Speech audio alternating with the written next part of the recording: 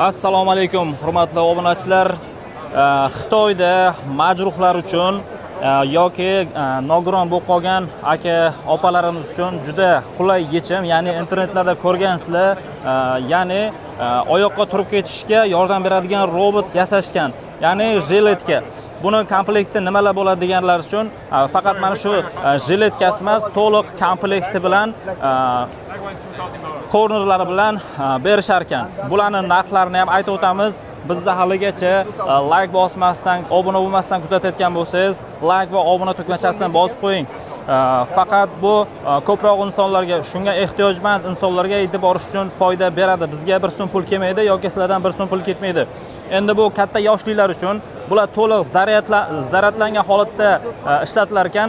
1 soatda zaryad olar ekan. Xuddi shu kattasi va kichkinasi ham va 6 soatgacha bemalol foydalansa bo'lar ekan.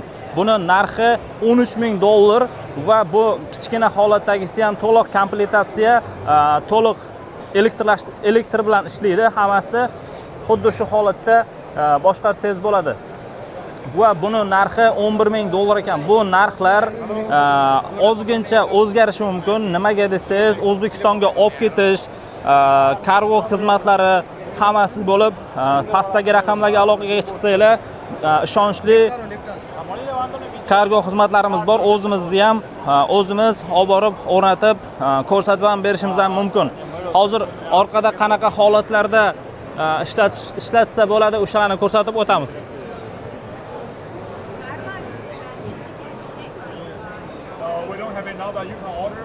Va bu yoqda ko'rayotganlaringiz o'zini oyoqlarida, mushaklarida qanaqadir muammolar bo'layotgan bo'lsa, o'shalarga yordam beradigan jiletkalar hisoblanar ekan.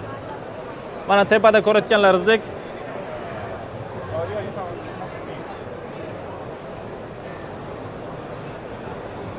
bu videomizni maksimal darajada tarqatib qo'ying, like bosib qo'ying. Shunaqa insonlar ko'rib o'zida foydalansin. Faqat yillar davomida yotib qolish endi yechim bor demoqchiman-da bu bilan.